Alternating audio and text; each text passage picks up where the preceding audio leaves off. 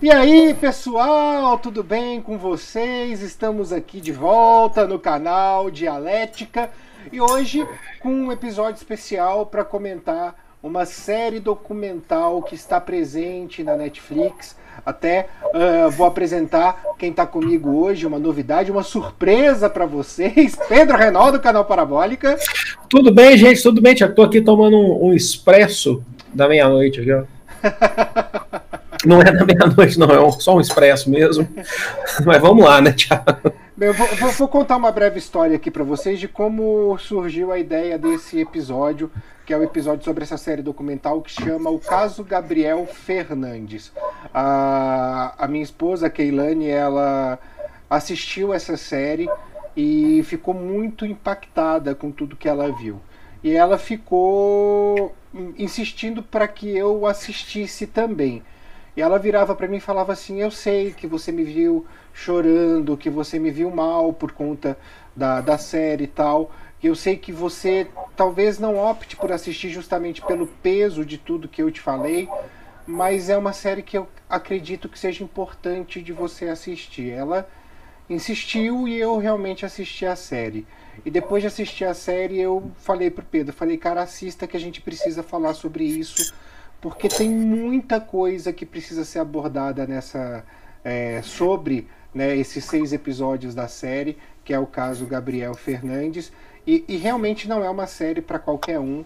Então até se você ver esse episódio e optar por não assisti-la, mesmo sendo importante a tratativa de muitas coisas que ela traz, a gente entende, né, Pedro?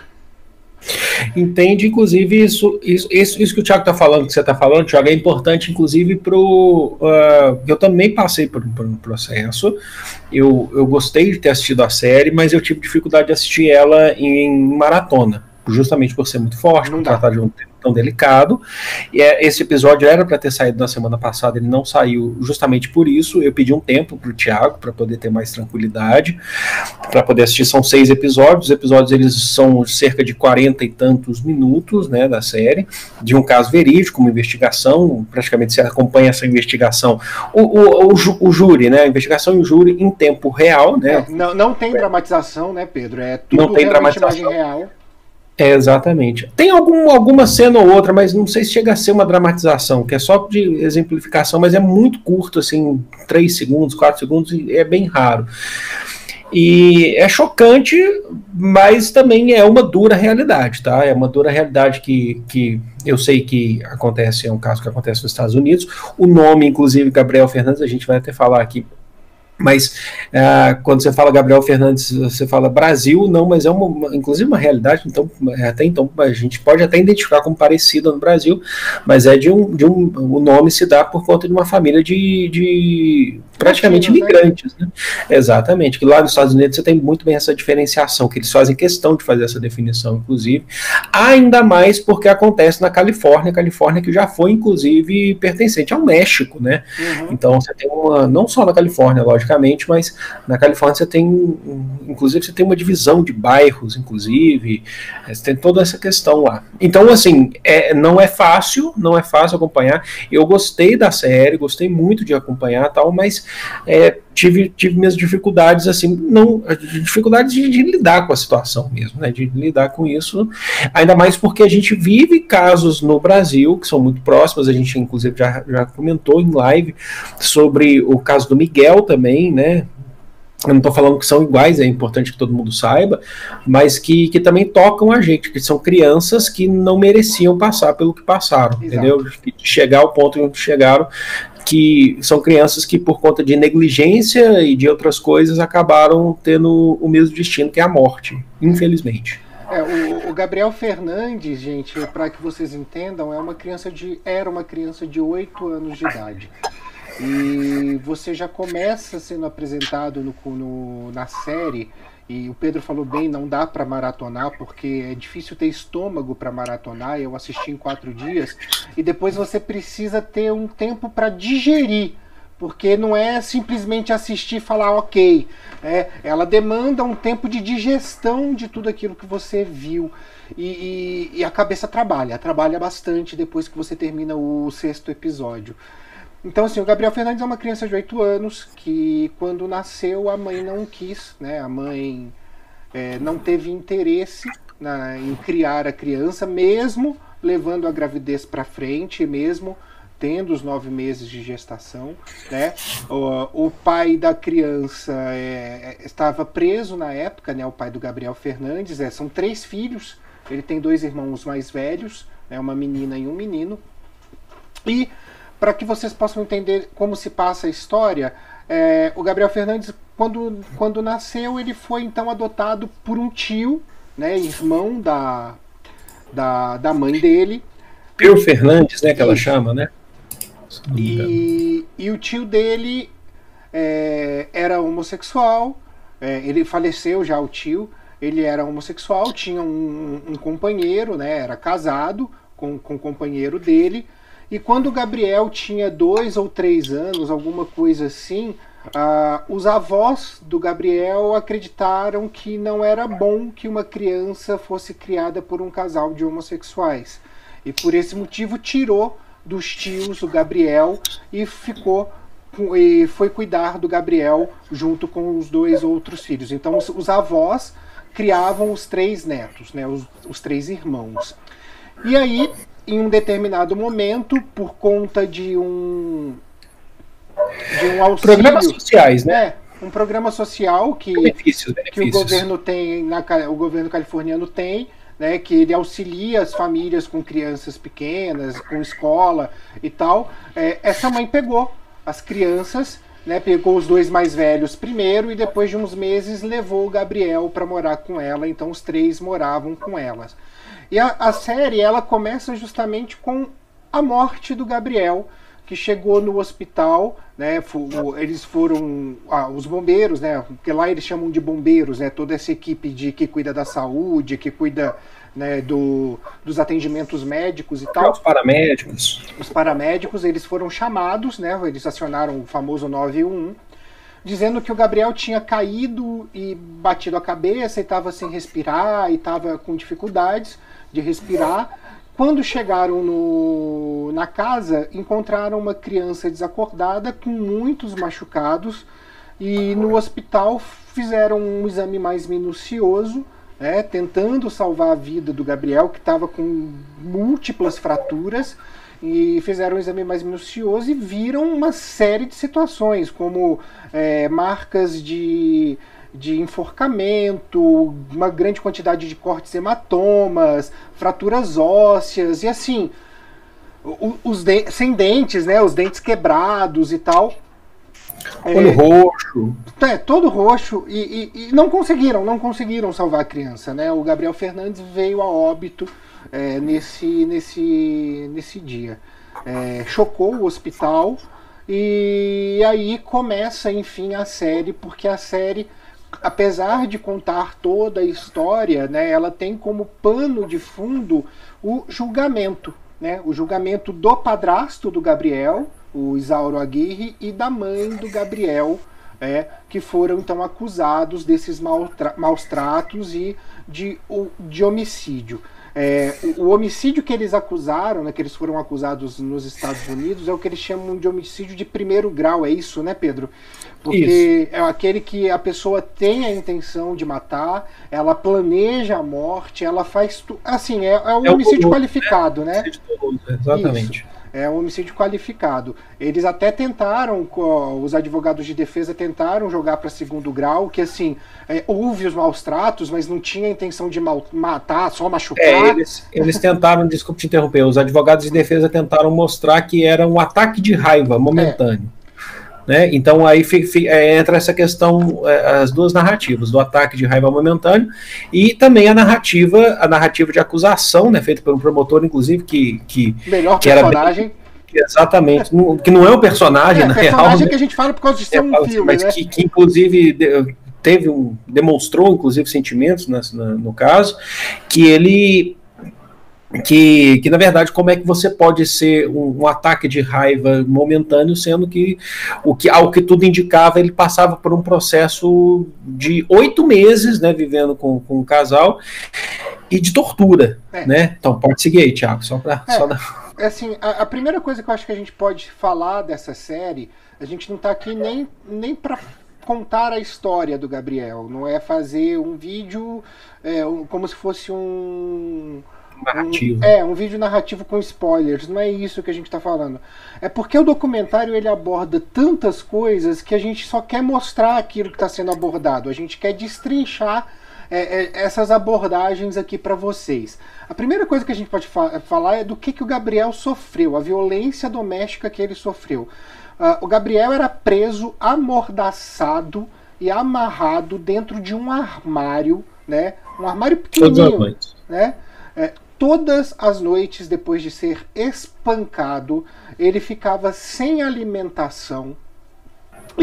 Os irmãos mais velhos eram obrigados a fazer violência com ele, a bater nele, e se tentavam ajudar o Gabriel, eles eram punidos também, tá?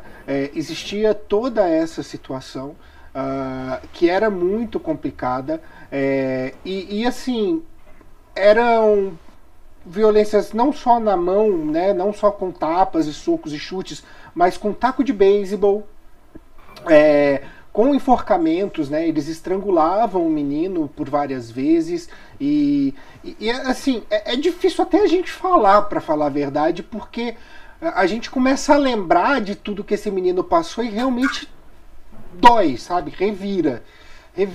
Então é o caso dessa... É uma violência sistemática que esse garoto passou durante todos esses 8 meses que ficou com a família. Algo aí, Pedro? Inclusive é interessante destacar algumas coisas aqui, que esse caso aconteceu em 2012, né, quando ele foi viver com a mãe e com o padrasto. Ele morreu em 2013, se eu não me engano, mas foi em 2012. Isso, o julgamento, todo o processo, acho que ele se passa é recente, né, Thiago? 2016 ou até 2018, alguma coisa assim, não sei. Ele é mais recente, né, o processo do julgamento. E esse caso, gente, ele tenta mostrar, a ideia da série, tá? Ela tenta mostrar pra gente um caso específico, como o Thiago falou, mas que abre espaço para outros questionamentos.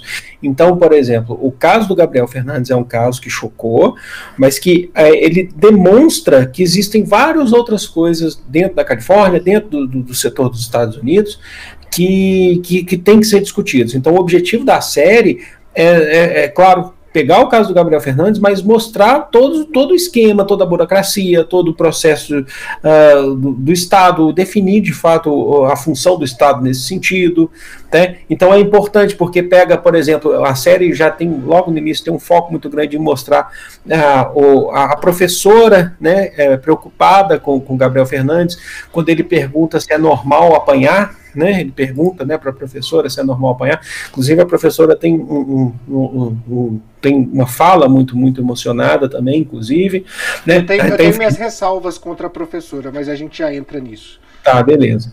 E até, inclusive, tem um determinado momento que pega até uma atitude, né? Pega até uns depoimentos de estudantes do tempo com o Gabriel, falando que ele falando que tinha apanhado, e ele começa a ficar até mais nervoso dentro da sala. Muda o comportamento. Né? Os estudantes, exatamente, que antes ainda crianças, mas um pouquinho mais velhas, já dando depoimento também, e fala do sistema, né, do sistema de justiça dos Estados Unidos, da negligência de setores que poderiam ter ajudado, que deveriam ter inclusive denunciado, que poderiam ter salvado. A série, ela foca muito na possibilidade que se tinha de ter salvado a vida de uma criança, e isso não foi feito por negligência de adultos. Né? E sempre ressaltando que é um caso, mas outros acontecem na mesma magnitude. Exatamente. A ideia da série, ela vai muito por isso, né? E logicamente que a série já te avisa logo no início que tem discursos, pode ter imagens que podem chocar, que são bem tristes, inclusive, do próprio corpo do Gabriel, sabe? Que são tristes de se ver. Quando mostra, inclusive, ele criança também, né, você sabendo já o destino que tomou. Tem um lado de politicagem muito grande, de mostrar politicagem muito grande dentro dessa série, né, de de pessoas mesmo, dá para você inclusive discutir dentro dessa série, se discute inclusive xenofobia dentro dessa série, sabe, se discute inclusive o preconceito em relação aos imigrantes dentro dos Estados Unidos, porque, né, o Gabriel era de uma família pobre, basicamente de imigrantes, né, então você tem tudo isso que é discutido. Então assim, ela não é uma série focada só no caso, ela é o caso, mas para expandir para discussões, entendeu? Por isso que ela é interessante, é por isso, inclusive é um motivo também, né, da gente ter colocado aqui, porque ela abre esse espaço, né, vai para o setor jurídico, vai para o setor da saúde, vai para vários outros setores, né, trabalho com ética, entre outras coisas. A primeira coisa que eu quero citar, dentro até de todo o contexto que o Pedro trouxe aqui, que é uma boa visão do todo, é o quão a miséria, né, o quão as dificuldades sociais e a não assistência social como um todo, porque a gente falou que a mãe recebia estava dentro de um programa social que auxiliava financeiramente essas crianças, só que isso não é suficiente. Não é suficiente você dar uma pequena quantia de dinheiro para as pessoas, é necessário uma série de coisas, como saúde, como educação, como saneamento básico, e isso vai possibilitar com que a pessoa transforme a vida dela, dar oportunidades de emprego, né, esses programas sociais que são grandes, né, porque a primeira ideia que o documentário desmistifica nesse contexto todo é que isso como que eu poderia dizer? Que isso não é simplesmente uma coisa de gente pobre, vamos dizer assim. E que, na verdade, casos de violência, casos de extremos, assim, são causados pela miséria, mas a miséria é um produto do sistema. Então, se torna aí uma coisa diferente, né? Não é a culpa de ser pobre, de viver com dificuldades, que é o que traz a violência. Não, a violência é um produto viável para o sistema. Ela gera lucro. Ela gera uma máquina e esse tipo de coisa é como se fosse assim, a consequência. É o efeito colateral que você lê na bula do remédio, mas não sou eu que estou tomando, então tá tudo bem. Né? Pensando isso na elite, né? Pensando em que a gente tem todo um sistema que é criado e é voltado para atender a necessidade de poucos, né? E na verdade os privilégios de poucos, não são nem as necessidades, né? Então a primeira coisa que o documentário desmistifica, e quem traz muito esse papel é o promotor do caso, que é um cara que inclusive se identificou com o Gabriel porque também na sua infância sofreu abuso. E ele tem uma parte que ele fala até da vida pessoal dele, que ele fala do pai dele, é muito emocionante, porque ele fala, olha, o meu pai fazia determinadas coisas, o meu pai era violento, o meu pai tinha determinadas atitudes conosco que faziam com que nós tínhamos medo do meu pai. E quem disse que eu não poderia ser um Gabriel Fernandes? Né? Ele traz isso, então ele já desmistifica essa ideia de ser um produto da pobreza como uma questão, como que eu posso dizer, como uma herança genética, né? Se é pobre, automaticamente você é violento, para compreender, para mostrar que aquilo, na verdade, é um subproduto de uma engrenagem que está lá no sistema. E a pobreza realmente é algo lucrativo, é algo que traz benefícios para quem está lá em cima, né? Para uma elite. E entre outras coisas que foram colocadas nessa série pra gente, nesse caso, inclusive, que a gente falou, inclusive, da xenofobia, também tem a questão da homofobia também. Ao que tudo indica, deixa eu pegar o nome dele aqui, que é o padrasto dele, o Isauro Aguirre, também acusava ele, jogava na cara falando que ele era gay, tinha essa questão dele ter sido inicialmente criado pelos tios. Botava vestido nele para espancar. Isso, espancava ele, chamava ele de gay, tinha toda essa questão também, né, com 8 anos de idade. Então é interessante a gente pensar nisso, porque a sociedade, falar sociedade parece um negócio muito amplo, né? É que, de fato, a sociedade, né, a gente fala assim, e falar disso é muito geral, mas tem muitas coisas que ainda precisam ser combatidas, que precisam ser superadas. A gente, às vezes, fica com a ideia de que você está falando da Califórnia, terra de vários artistas, mente aberta, fica toda aquela questão, e acha que não existe isso, assim como no Brasil também. A gente está gravando esse podcast e recentemente foi descoberto, inclusive, um caso desses dias, além de todos esses que a gente está vendo de crianças mortas, a gente viu um caso de uma mulher, inclusive uma comerciante preta, que foi basicamente estrangulada por um policial também, assim como a gente teve o caso nos Estados Unidos. Então, exatamente.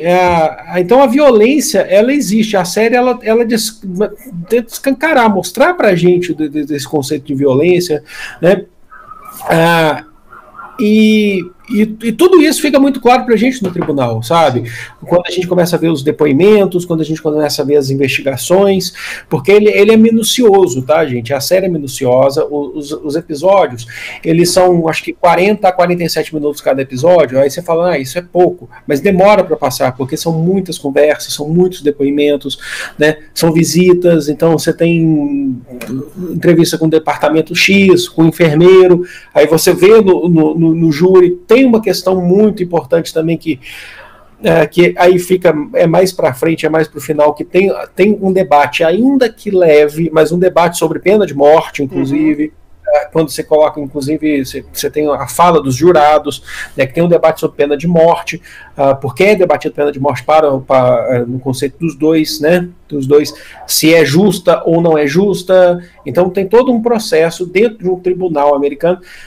Tem a questão do juiz também, inclusive o juiz ele acaba assim, tendo uma fala no final, não vou falar aqui, mas é chocante e, assim, não é importante dizer que não é nada do que a gente não sabia, assim, ou saiba que poderia acontecer, que pode acontecer.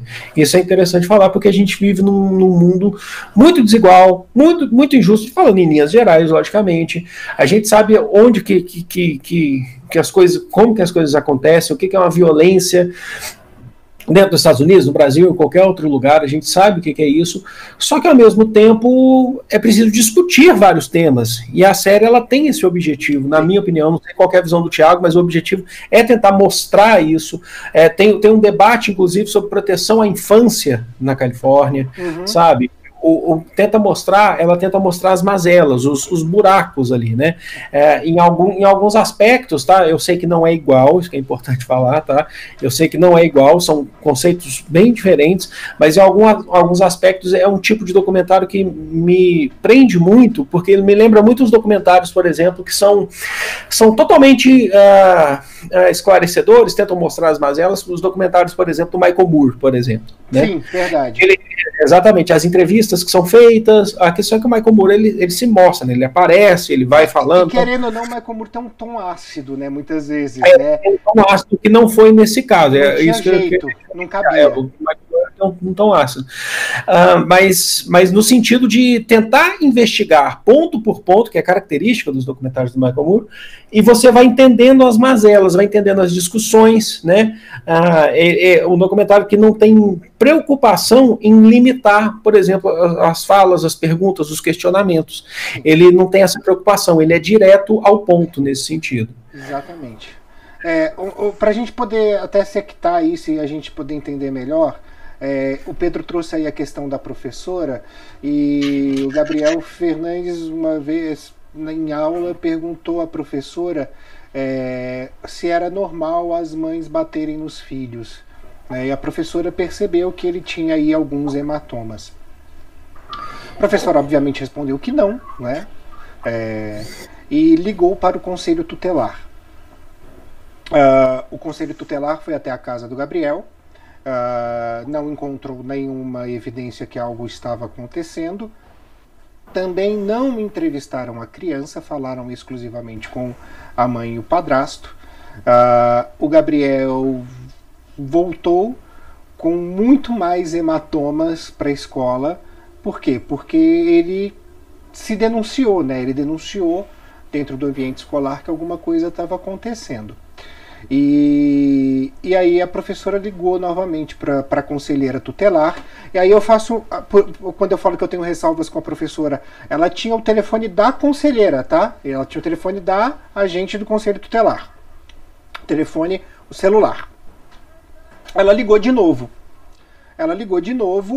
E o Gabriel, ela voltou a ir até a casa do Gabriel. Depois dessa segunda ligação, né, porque o Gabriel chegou muito roxo em casa,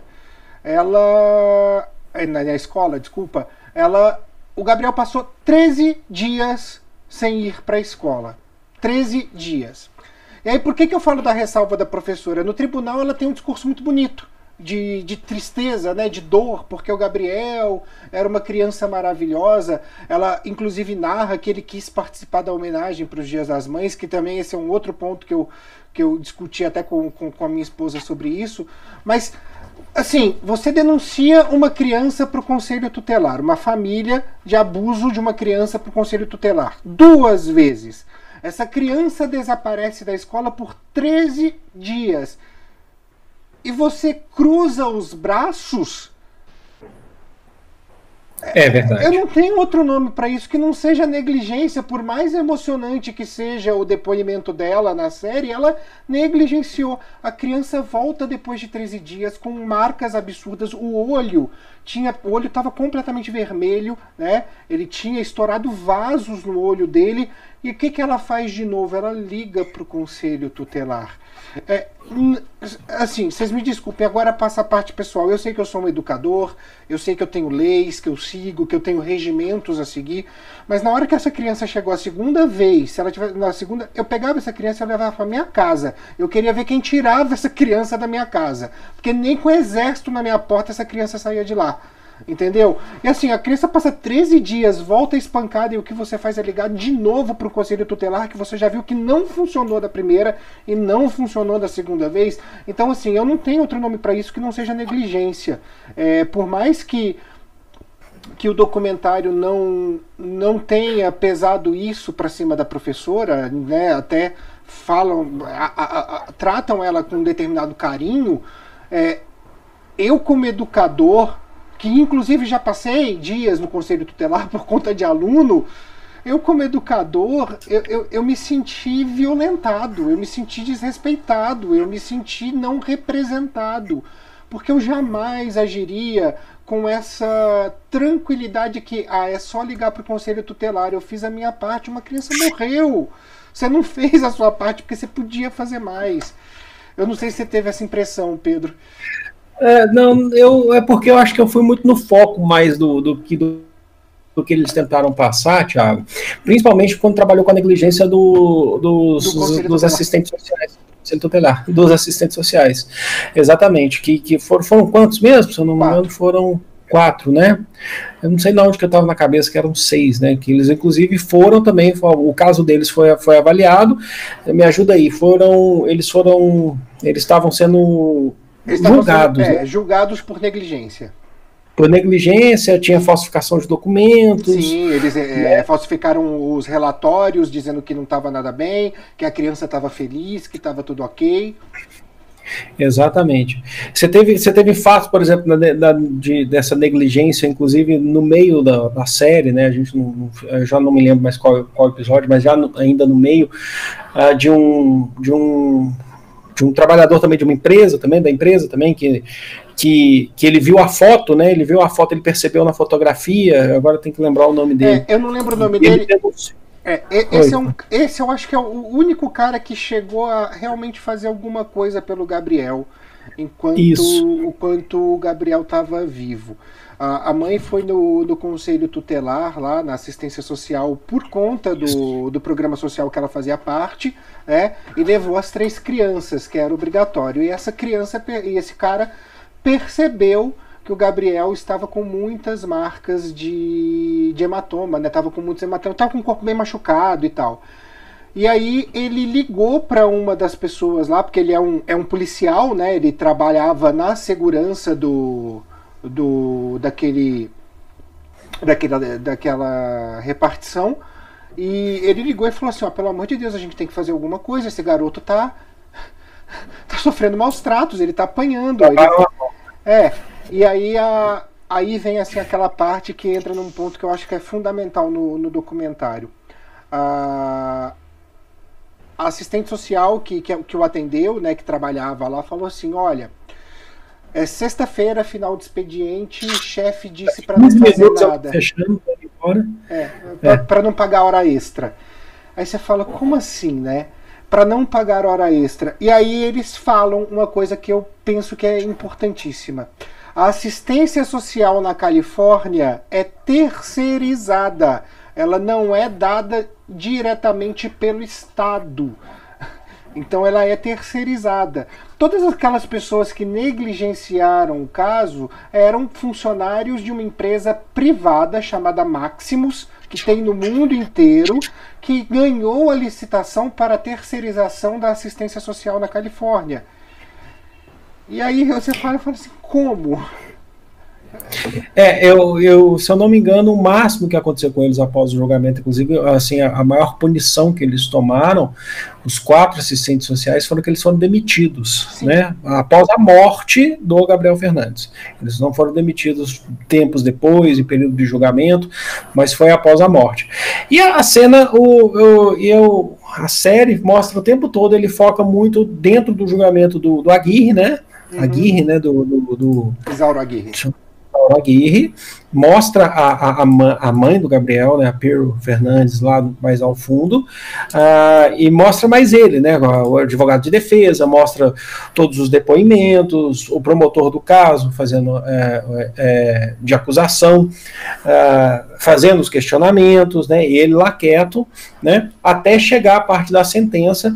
Então a parte já no final, logicamente que o juiz ele tem um depoimento bem rápido, mas ele fala que geralmente ele não comenta casos, mas isso tocou ele, né, e aí ele fez um comentário, né, tem toda uma questão, inclusive baseado na justiça americana, que tem uma questão inclusive de justiça divina, tal, tem um cunho nesse sentido também, né. E aí, antes de fazer a sentença, você tem a questão dos jurados, né? Eu acho que não lembro quantos jurados mostram a reunião dos jurados, inclusive, né? Quando entra, inclusive, o debate da pena de morte, né? O que os jurados estão pensando, inclusive mostra inclusive uma divergência pequena entre os jurados sobre a questão do um ou outro, tá, gente? Isso não fica um jurado nos dois casos, é o mesmo jurado nas duas perguntas. Exatamente. Um dos membros do corpo de jurados, ele faz o questionamento sobre o primeiro grau, o segundo grau, que o Thiago falou no início aqui da gravação, inclusive, né? Que ele acha que não era segundo grau e sim primeiro grau, porque ele não queria que o Gabriel morresse, né, que o Isauro queria que o Gabriel morresse. Então aí entra no questionamento depois da pena de morte ou não, que lembrando que nos Estados Unidos, então, a pena de morte ela é para alguns estados, ou para outros não. O federalismo dos Estados Unidos, isso também faz parte do federalismo dos Estados Unidos, que é diferente do conceito que a gente conhece no Brasil. Existe uma Constituição Federal, mas os estados eles acabam tendo um pouco mais de autonomia, certo? Aqui no Brasil a gente vê essa autonomia mais em questão financeira, de cada estado poder ter é claro que o tema não é esse, mas só para exemplificar, de cada estado, por exemplo, ter o direito de fazer empréstimos, inclusive, isso independente da União, do Poder Federal, de montar suas assembleias estaduais, mas você segue uma cartilha nacional, você segue uma cartilha federal. Lá nos Estados Unidos não é assim, então às vezes isso pode confundir um pouco, mas ali é mais focado na Califórnia mesmo. Então você tem o crime da pena de morte, dentro dos padrões da lei, e isso é questionado lá no final, é discutido no final e é colocado em prática, né, de fato. Tanto que assim, o primeiro julgamento, né, a primeira decisão dos jurados é sobre se é um homicídio em primeiro grau ou em segundo grau. Essa resposta não precisa de unanimidade, precisa só de maioria absoluta. Então, quando um discorda, eles têm a maioria absoluta e então vão para o juiz como homicídio em primeiro grau. Já a pena de morte não, você precisa de uma unanimidade dos jurados para poder condenar alguém à pena de morte. E foi uma discussão longa, a ponto que o cara que inicialmente falava que não, votou a favor no final, porque você precisava, acho que são 12 votos, se eu não me engano, né? São 12 jurados, você precisava ter 12 votos a favor da pena de morte, tem que ser um consenso comum para todos para que ele seja condenado. A Pearl, que é a mãe do Gabriel, não foi condenada à pena de morte, ela pegou prisão perpétua. Por quê? Porque ela fez um acordo com a justiça e leu uma carta pública de perdão ao filho que já estava morto. Tem, assim, não estou aqui para fazer valor de julgamento, se foi um arrependimento real ou se foi uma tática para se escapar da pena de morte, né? Mas ela foi condenada à prisão perpétua sem direito a qualquer benefício de condicional, tá? Então, assim, é a prisão perpétua mais restritiva que eles possuem lá. Ela foi condenada e tem algumas coisas que a gente percebe depois que o julgamento se dá que são muito tocantes. Mostrou, tem um policial que é um carinha de bigode, um careca Sim. de bigode. Aquele cara, ele me conquistou, sabe? Assim, a sensibilidade dele com as coisas conquistou. Porque eles fizeram uma entrevista, os policiais, né, que fazia parte até do próprio julgamento, com os irmãos mais velhos do Gabriel. E assim, a ideia de eles serem obrigados a cometer atos violentos contra o Gabriel foi tão pesado que eles se sentiam culpados. Eles tinham neles a culpa da morte do irmão, inclusive porque foram obrigados a mentir para a polícia, a mentir para a assistência social e por aí vai. E é muito bonita a fala, né? Tem filmado esse policial conversando com o irmão mais velho do Gabriel. E aí ele fala assim, vou te falar um negócio, quem manda aqui sou eu. Quando eu ouvi isso de um policial, eu até gelei, eu falei, meu Deus do céu. Porque, vamos dizer que o histórico dessa fala para um policial não é a melhor coisa do mundo, né? Ele falou, quem manda aqui sou eu sou o cara que manda aqui, sou eu que dou as ordens, sou eu que digo aqui o que acontece e o que não acontece. Então, você tá entendendo que quem manda aqui sou eu? Aí o irmão do Gabriel fala assim, tô entendendo. Então, o cara que manda aqui, que é o cara que tá conversando com você agora, tá te dizendo, a culpa não é sua, você é tão vítima quanto o teu irmão. Na hora que eu olhei aquilo, cara, eu chorava, eu falava, meu Deus, que peso, porque é um adolescente, ele tinha lá seus 15 anos quando isso se deu, e você fala assim, cara, é um adolescente de 15 anos que carrega em si uma culpa e vivências de monstruosidades tão pesadas que o que você espera para o futuro de um garoto desses? Porque, querendo ou não, eu não vou dizer que ele foi contaminado, que isso vai justificar a violência que ele vai acrescentar, mas, gente, não é uma pessoa que possa ter uma vida normal, um nível psicológico que você possa aceitar, que fala assim, não, tá tudo bem. Ele carrega em si centenas de traumas, gente, que haja psicólogo e psiquiatra para poder cuidar disso, sabe? E ele era mais pesado por conta disso, porque a irmã, por mais que tenha sido obrigada a fazer alguns atos de violência, né? O irmão era obrigado a participar mais. A irmã, ela mais ou menos acompanhava aquilo, porque quando o Gabriel brincava com ela, que pegava os brinquedos e a família não gostava, né? O padrasto e a mãe não gostavam e batiam no Gabriel porque estava brincando com a irmã. Eu sei, é fútil, é estúpido, mas é o que acontecia. E cara, assim, eu virei muito fã daquele policial pelo que ele fez, assim, a sensibilidade que ele teve. E aí eu percebi que quando ele traz a história de quem manda que sou eu, é tentando falar uma linguagem que aquela criança, que aquele adolescente entenda. Porque é uma criança que passou a vida inteira sem poder ter pensamento próprio, recebendo só ordens, né? E aí você fala assim, Jesus, como que essas coisas estão transformadas? Qual é o futuro disso? Sabe? Como que essas crianças podem ver um horizonte nisso tudo? Porque são perguntas que ficam em aberto e você não vai ter essa resposta. E no final, o que a gente entende, sabe? O que acho que é o que realmente o documentário, a série de documentários quer passar, Thiago, é justamente que precisa ter um caso desse para a gente poder questionar o sistema, para a gente questionar as mazelas, para a gente tentar começar a pelo menos mudar, porque até que ponto, né, que isso precisa acontecer, ou quantas vezes isso precisa acontecer para as coisas começarem a mudar. Eu acho que tem uma questão muito importante, que o júri, né, e aqui eu não estou questionando se não é o que eu penso sobre se eu defendo pena de morte ou não, mas, por exemplo, no geral, o pensamento do júri, que acho que isso inclusive é colocado na série, o júri demonstra uma opinião pública, inclusive, em cima disso, sabe? De negação do que negação do que aconteceu. Negação não é a palavra, mas de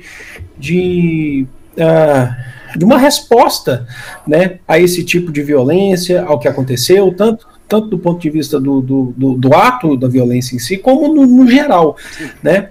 E aí você precisa ter um caso desse, ou quantos casos você precisa ter desse, né? Nos Estados Unidos vários, no Brasil vários, para a gente começar a pensar sobre isso, para a gente começar a questionar sobre isso. O caso do Gabriel gerou uma comoção pública muito grande, né? E protestos e mais protestos na Califórnia em relação a isso. Até uma coisa interessante, né? Quando se fala nos casos que tem júri nos Estados Unidos, é o povo contra fulano, né? O povo contra ciclano, até para reforçar essa ideia da opinião pública, né? Mas uma coisa que foi bastante interessante, e aí eles entrevistaram algumas pessoas que são responsáveis por promotorias especializadas nos Estados Unidos, isso é bem legal. Isso, assim, o caso do Gabriel Fernandes, ele trouxe uma reformulação nas promotorias de abuso infantil na Califórnia.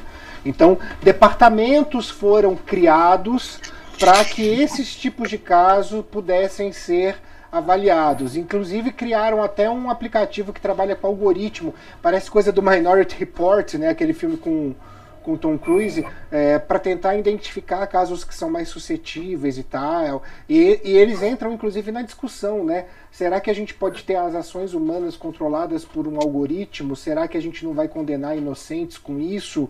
Ou será que não pode ter falha a ponto de pessoas morrerem porque o algoritmo não identificou? O documentário é bacana, ele aborda vários pontos de vista nesse caso. E houve essa reformulação. Aí tem uma entrevista muito interessante de um desses promotores, né, que ficou a cargo de criar esses departamentos. Ele falou assim: então, a gente está criando um departamento para aumentar a eficiência, mas não significa que a gente está acabando com isso. O processo é muito maior do que simplesmente criar um departamento e começar a agir de maneira mais rápida. Podem existir outros Gabriéis, e a gente vai falhar, possivelmente a gente vai falhar, e a gente vai precisar identificar, aprender cada vez mais. Então não é uma coisa que criou-se o departamento e amanhã está tudo salvo, né? Todas as crianças estão salvas. E infelizmente, nossa, isso mexeu muito comigo, porque quando ele começa a falar dos departamentos, o documentário começa a te dar uma esperança, né? Que você fala, poxa, que bom que estão fazendo isso, que bom que vai ter menos criança suscetível a esse tipo de violência e tal. Assim, não suscetível, né? Mas quando for suscetível vai poder se fazer alguma coisa por elas. Aí o documentário termina com um caso também numa família latina, né?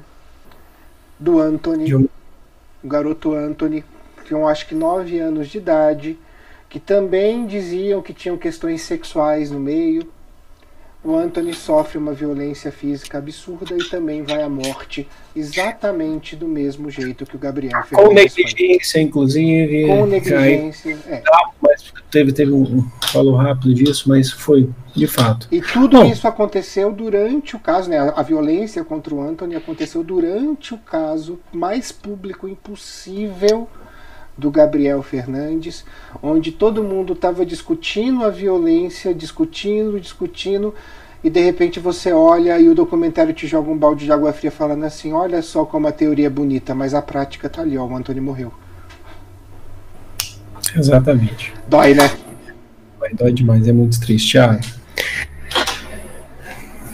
Assim, Mais alguma coisa que você queira pontuar, Pedro? Não, acho que a gente falou bastante, sabe? A gente, eu acho, como eu já falei, eu acho que a ideia é pegar uma questão que é muito importante, é muito triste, que é o foco, é o centro, mas que abre caminho para outras discussões. Ela funciona como uma denúncia para entender o sistema, entender as mazelas, né, discutir vários pontos como xenofobia, homofobia, o sistema, a terceirização, né?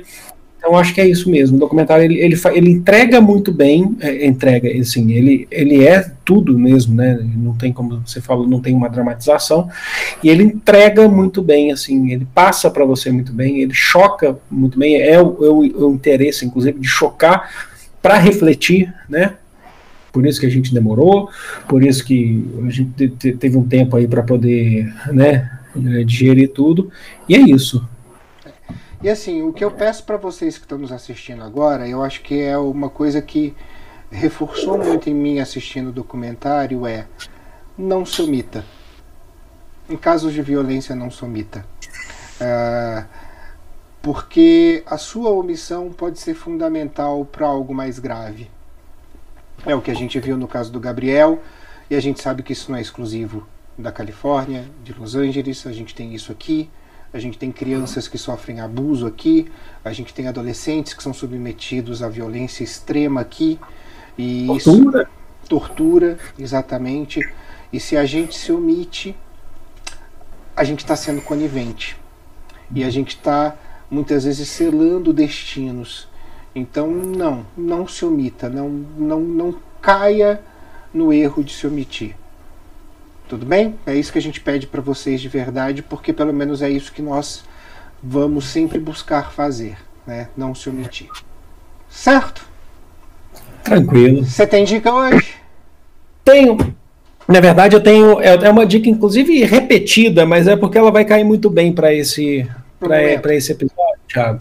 É uma dica repetida, inclusive já fiz análise lá no canal Parabólica, que é tá dando para ver aí, o Columbine, né? Que é o livro que eu recebi da Dark Side Books agora no ano 2019, né? De Dave Cullen, que foi um jornalista que acompanhou o caso de Columbine, né? Que todo mundo acho que é famoso, inclusive a gente citou o Michael Moore. Michael Moore tem um documentário, Tiros de Columbine, né? Exatamente, que fala. Exatamente, que ele fala sobre isso também, é uma dica, acaba sendo uma outra dica também, né, que foi o caso de dois adolescentes, de violência de dois adolescentes, o Eric e o Dylan, né, que vão entrar na Columbine, na Columbine High School e vão promover um massacre.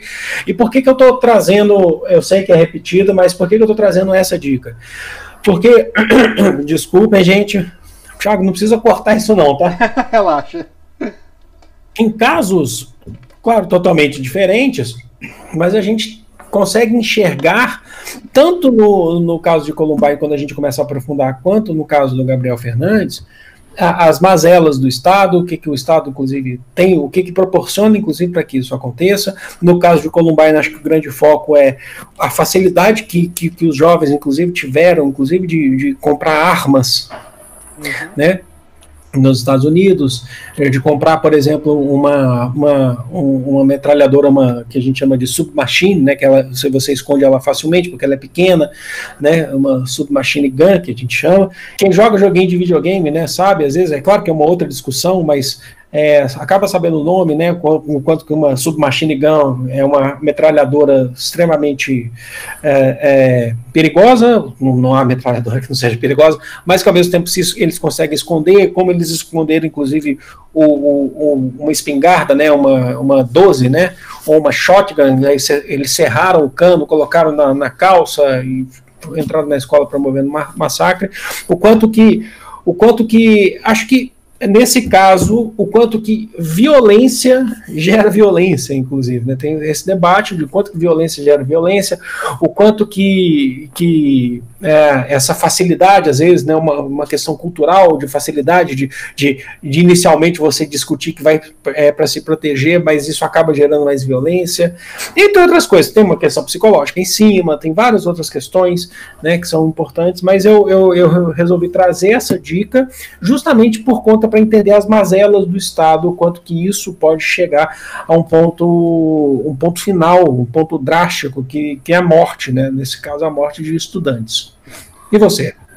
Então, é engraçado porque você falou do Michael Moore e eu ia indicar justamente um documentário do Michael Moore, que é um documentário que eu adoro, e quando a gente fala na questão do sistema, né, que a miséria, inclusive, é produto de um sistema e é lucrativa, tem um documentário dele chamado Capitalismo, uma História de Amor. Já assistiu?